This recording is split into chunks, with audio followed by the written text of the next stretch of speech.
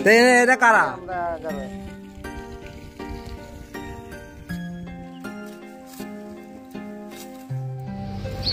নমস্কার বন্ধুরা, very good morning to all of you. আজ আবার অনেকদিন পর আমি আবার শহীদ দ্বীপ যাচ্ছি।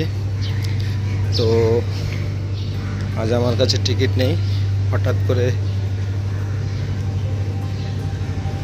শহীদ দ্বীপে যাওয়ার একটা হলো, যার জন্য টিকিট আগের থেকে করিনি। এই জন্য আমাকে অনেক সকালে টিকিটের জন্য আসতে হলো। এখন আমরা টিকিট নেব ওইখান থেকে। নমস্কার বন্ধুরা, আশা করছি আপনারা সবাই ভালো আছেন। আমার হাজব্যান্ডের মুখে শুনতেই পেলেন যে হঠাৎ করে শহীদ দ্বীপে যাচ্ছে। আগের থেকে কোনো প্ল্যান করা ছিল না, যার জন্য বোটের টিকিটটা কাটা হয়নি। কিন্তু এবার হঠাৎ করে যাওয়ার কারণটা একটু অন্যরকম। পানখালি দিদিমার সঙ্গে যে সাক্ষাৎকার করিয়েছিলাম, দিদিমার শরীরটা খুবই খারাপ ছিল। তখন আর নিজের ব্যস্ততার কারণে দিদিমাকে দেখতে যেতে পারেনি। মাসের সেকেন্ড স্যাটারডে 2 দিন ছুটি থাকে, বেরিয়ে পড়ল শহীদ দ্বীপে যাওয়ার উদ্দেশ্যে। এই জেটিটার নাম হচ্ছে মেরিন জেটি। এখান থেকে শহীদ দ্বীপ, স্বরাজদ্বীপ মানে নীল, হ্যাভলক, রঙ্গত সব জায়গায় এখান থেকে ফেরিগুলো ছাড়ে। শহীদ দ্বীপে যেতে গেলে 2 ঘন্টা লাগে। প্রতিদিনই 2-3টে করে বোট চলাফেরা করে। প্রাইভেট বোটগুলো আছে। আমরা যেমন এখানকার বাসিন্দারা সরকারি বোটেই চলাফেরা করি। আর আমাদের কাছ থেকে টিকিট নেয় 90 টাকা। আর যদি বাঙ্কে যাওয়া হয় তাহলে 200 টাকার উপরে। আর যারা বাইরে থেকে আসেন ওনাদের কাছ থেকে 1400 টাকা নেওয়া হয়। প্রতিদিন 6:30টার সময় পোর্ট ব্লেয়ার থেকে শহীদ দ্বীপের জন্য একটা বোট ছাড়ে। এই সময়টা ট্যুরিস্টের ভীষণ চাপ থাকে। এই কারণেই সকালের বোটের টিকিটগুলো আগের থেকেই বুক হয়ে যায়। সকালবেলায় এসে একটা টিকিট পেল, আর এই টিকিটেই যাচ্ছে শহীদ দ্বীপে। আপনারা আমার ব্লগের মাধ্যমে শহীদ দ্বীপের অনেক কিছুই মোটামুটি জেনে গিয়েছেন। আবারও আমার ভিডিওর মাধ্যমে শহীদ দ্বীপের জার্নিটা এবং শহীদ দ্বীপের গ্রাম সেটা আপনাদের সঙ্গে শেয়ার করতে যাচ্ছি। তাহলে চলুন শহীদ দ্বীপের যাতায়াত থেকে আরম্ভ করে গ্রামগঞ্জটা বর্তমানে কি পরিস্থিতিতে রয়েছে সেটা আমার সঙ্গে দেখতে থাকুন। শ্রী বিজয়পুরম মানে পোর্ট ব্লেয়ার থেকে শহীদ দ্বীপে যেতে সময় নেয় প্রায় 2 ঘন্টা। খুবই কাছের একটা আইল্যান্ড। আর এই শহীদ দ্বীপ মানে নীল আইল্যান্ড ভ্রমণের একটা সুন্দর জায়গা। নীল আর হ্যাভলক দুটো পাশাপাশি খুবই কম সময়ে পৌঁছানো যায়, আর খুবই একটা ফেমাস জায়গা।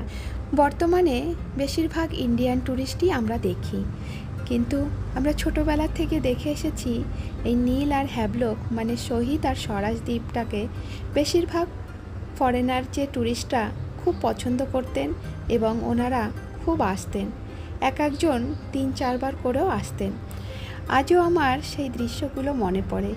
ছোটোবেলায় যখন আমাদের বাড়ির সামনে থেকে যেতেন, তখন জার্মানি, অস্ট্রেলিয়া ওনাদের ডেকে আমরা ডাব খেতে দিতাম, মুড়ি খেতে দিতাম, যা আমরা খেতাম সেগুলোই ওনাদেরকে দিতাম।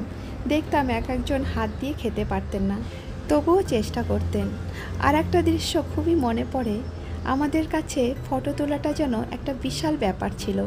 আমাদেরকে সঙ্গে নিয়ে ফটোগুলো তুলে যখন নিজের দেশে ফিরে যেতেন, বেশ কিছুদিন বাদে ওনারা আবার ওই ছবিগুলো পোস্ট করে দিতেন। যখন খুলে দেখতাম সে কি আনন্দ, সে আনন্দটা আপনাদেরকে বুঝিয়ে বলতে পারবো না।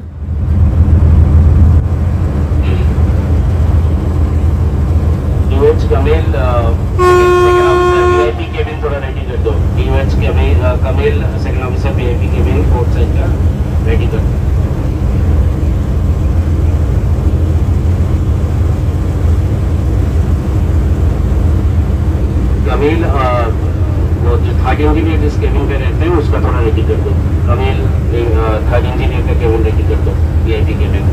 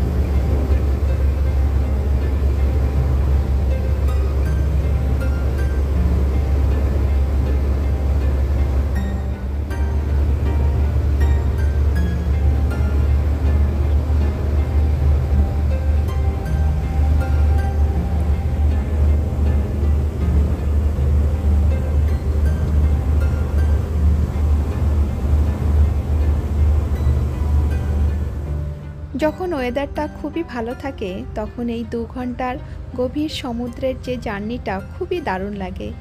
অনেকে হয়তো গেছেন আর অনুভবও করেছেন, কিন্তু যখন ওয়েদারটা খারাপ হয়ে যায় তখন খুবই বিরক্তকর, কারণ এই ছোট্ট জায়গাটায় পৌঁছাতে খুবই কষ্ট হয়। কারণ মধুবন করে একটা জায়গা আছে, সেখানে এত হালপা হয় যে সবার অবস্থা খারাপ হয়ে যায়।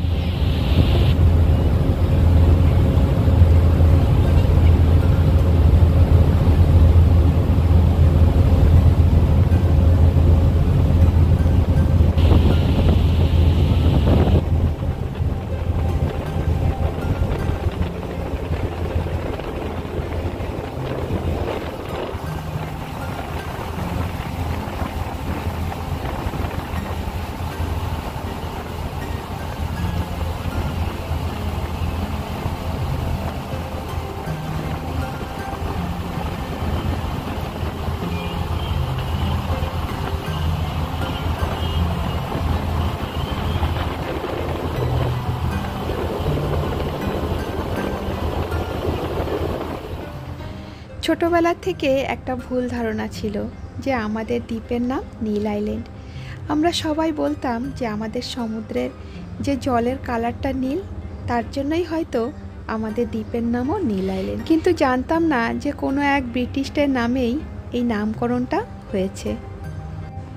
দেখুন জলের কালারটা একদম নীল।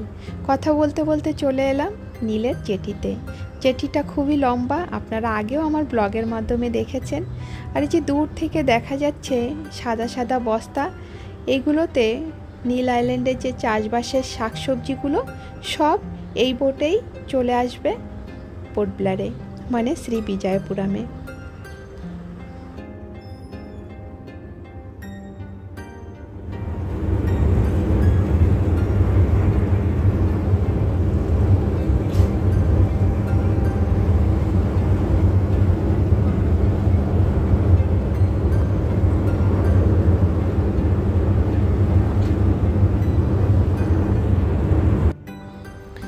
শহীদ দ্বীপের চাষি ভাইদের চাষ করা টমেটো, এগুলো সব বিজয়পুরমে আসবে।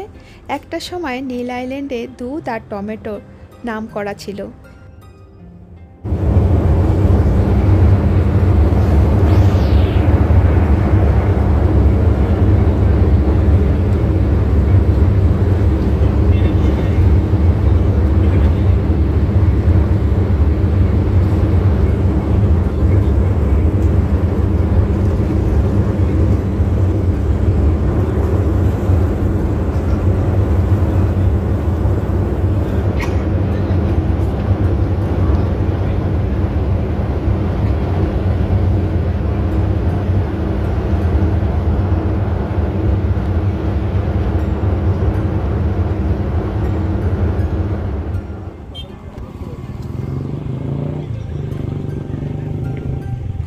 শহীদ দ্বীপের যত বাড়িঘর, বড় বড় হোটেল বানানো হয়, সেগুলোর জন্য যত মালপত্র দরকার হয় সব শ্রী বিজয়পুরম থেকে নৌকায় করে নিয়ে যাওয়া হয়। এই যে বড় বড় নৌকায় করে নিয়ে এসেছে সিমেন্ট, বালু এবং অন্যান্য জিনিসপত্রগুলো।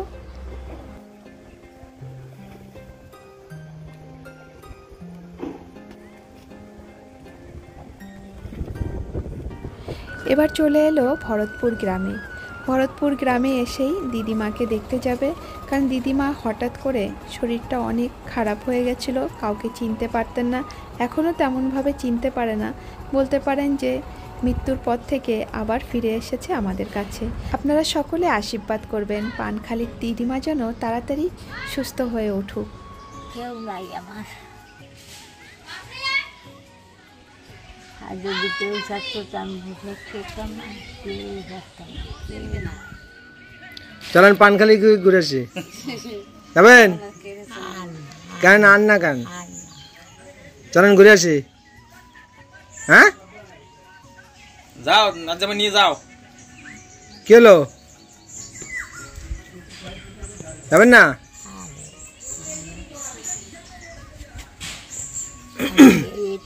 কম খাবে তার কোনো সাইজ নাই। হ্যাঁ আমিও শুনি না, কিচ্ছু জানি না, কি জানি না। কিচ্ছু জানি না। বর্তমানে এসেছি নেবু কাছে কি দিদি কয় পাতা কল কেউ নাই জানে না কার কেউ নাই? কথা বলছ না হ্যাঁ, তো সবাই আছে তো। কেউ নাই তো এটা কারা? কেউ নাই আনে সিধা তুমি সিধা আটা দাও এই যে কারা?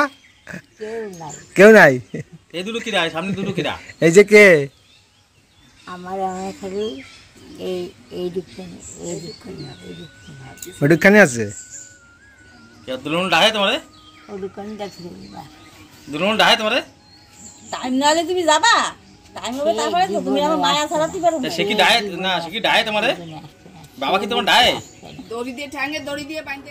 প্রতি বছর এই সময়টা মাঠ ভরা সবজি থাকতো, কিন্তু এবছর তেমন একটা দেখা যাচ্ছে না। একটাই কারণ, অসময় বৃষ্টি। কেউ লাগাচ্ছে নতুন করে, আবার কারো ফসল উঠছে, এইভাবেই চলছে। আমাদের গ্রামের রাস্তাটা খুবই সরু ছিল, কিন্তু বর্তমানে রাস্তার কাজ চলছে, এখন অনেকটা চওড়া করে দিয়েছে, বেশ ভালো লাগবে দেখতে। আর এটা হচ্ছে মেন রাস্তার থেকে ফুটপাত। ফুটপাতে রাস্তার দুধার থেকে চাষবাস করে। এই যে মুগ ডাল পেকে গেছে।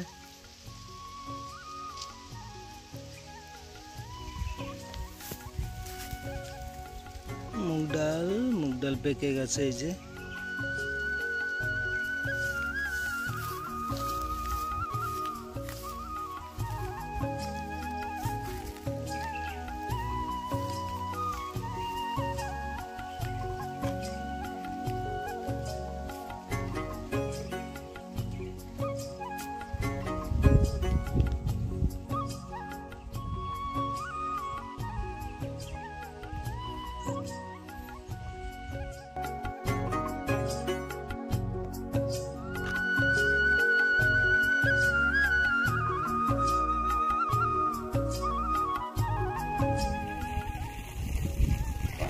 তোমাদের বাড়ি দেখলাম তোমার কত কিলোমিটার? 11তে।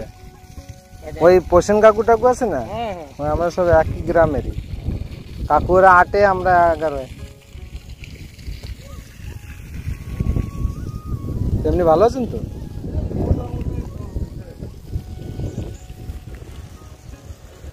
বাবা কি হাঁটতে যাচ্ছে আছে মোটামুটি। তোমার জন্য এখন খুব কি করে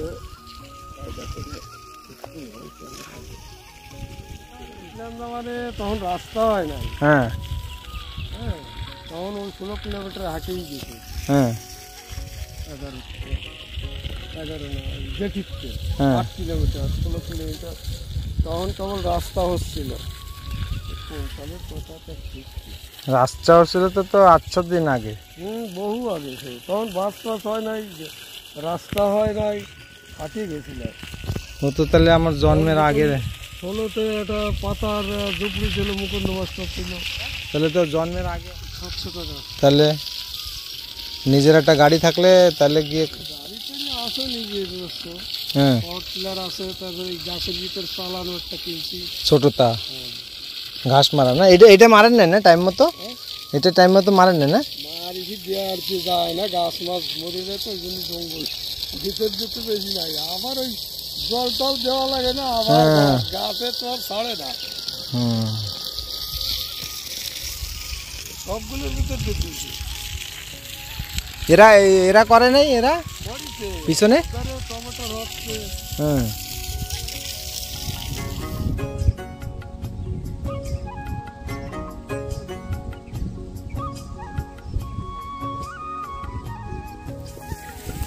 লঙ্কা গাছ।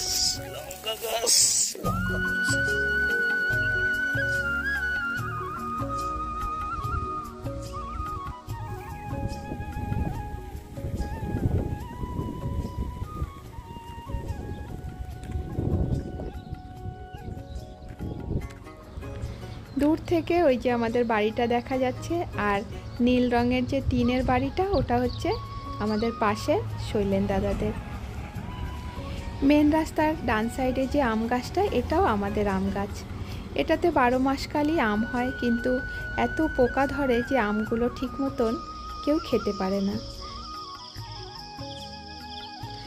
বর্তমানে আমাদের বাড়িতে থাকার মতন কেউই নেই।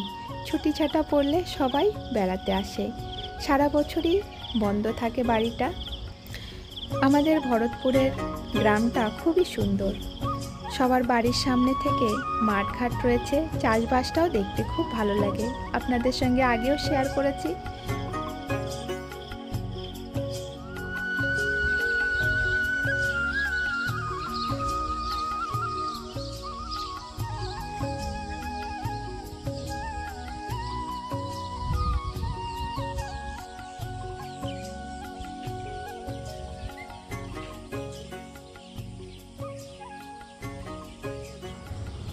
এই আম গাছটা বহু পুরনো, আমাদের ছোটবেলার বহু পুরনো স্মৃতিগুলো জড়িয়ে রয়েছে।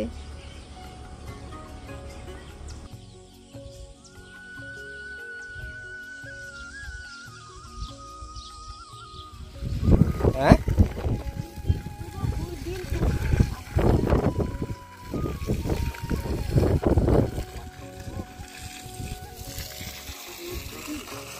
মানে যা তোলা হয়ে গেছে সব দেওয়া গেছে। কালকেই নিয়ে গেছে না সাইকেলে। হুম, ওই মাল চড়াই গাড়িতে চড়াই দিয়ে তো ওরা পেমেন্ট কি করে করে? ও মানে আগে দেয় না? হ্যাঁ বিক্রি করছে কি ধর এই সপ্তাহ সারা সপ্তাহ মাল নেবে, হ্যাঁ টাকা দিয়ে ওরা আসছে টাকা।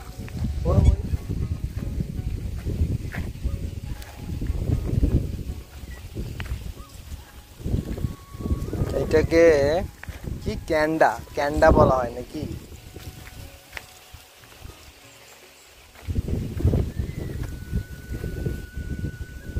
এটাকে কি বলে আমাদের, আমি তো প্রথমবার দেখছি, আপনারা বলবেন এটাকে কি বলা হয়। এই যে চাল কুমড়ার মতোই দেখতে অনেকটা, কিন্তু পাতাগুলো সব তরমুজের পাতার মতো, তরমুজের পাতা।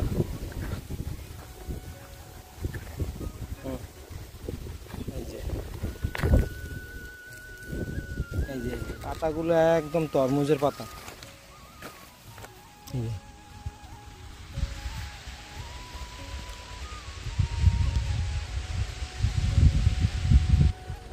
ওই যে দাদা জল দিচ্ছে, আর ওই দিকে দিদি উচ্ছে গাছে জল দিচ্ছে। আমাদের এখানে আসলে এটাকে করলাই বলে সবাই।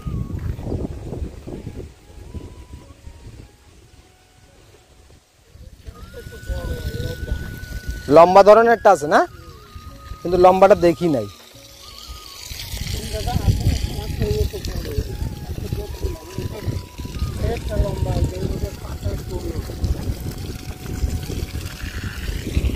কোনটা লম্বা? হয় হয় হয়, কিন্তু লম্বা না, গোলই, অন্য ধরনের। জিনিস কিন্তু এটা একটু বড়।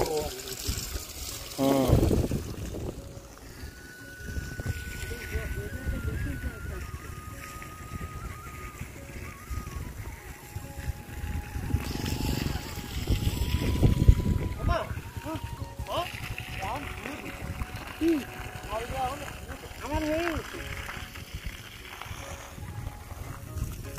আমার হয়ে গেছে।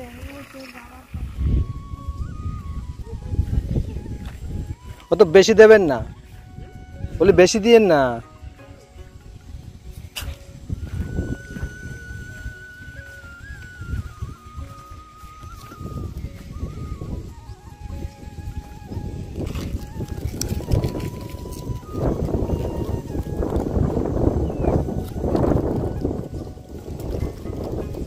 নেন হয়েছে, আর লাগবে না।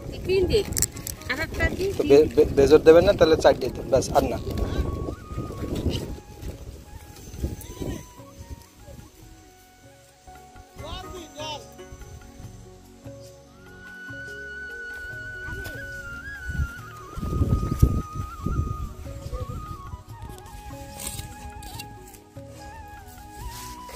এ সমরও সকালবেলায় নিয়ে গেছে, কদিন শাক দাও ওকে, তাকে নিয়ে যা, আমি টাইমে কাটতে পারবো না, এর কিচ্ছু ফেলতে দেবে না। খালি দেখতে পেয়ে পোকা পাতা হতে আসে নাকি এইটুক করে ফেলাইলি সব পচে। হুম, এটা দিলে আবার এনতে হবে না? হ্যাঁ, এটা কয়বার, এবার কয়টা হচ্ছে, কয়বার করে হচ্ছে? ওরে বাবা যতবার হবে ততবার কাটে। এটা নালিবাজির মতো। হ্যাঁ নালি বেচির মতন হ্যাঁ, হয়, মানে এদিক কি এই গোড়া না উঠলি গেল। কোন সময় দান বাঁধবে ঠিক নাই না, মনে করেন 34 মাস যাবে হ্যাঁ তখনই এর দাম হবে। হ্যাঁ। এই সময় শাকটা বেশি খাবে, অন্য অন্য সবজির থেকে শাকটা বেশি খাবে, ওর জন্য কাটে কেটে বিক্রি করি।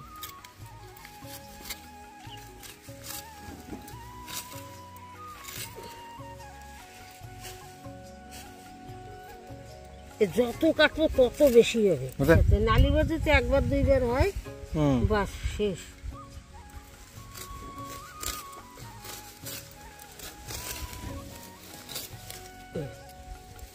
একটা গাট্টা বানাই দিই, আর এই শাকটা খাইয়ে দেখো, সুন্দর লাগে। নেন হয়েছে তো আর কি। শাকটা দিয়ে একটু সার দিয়ে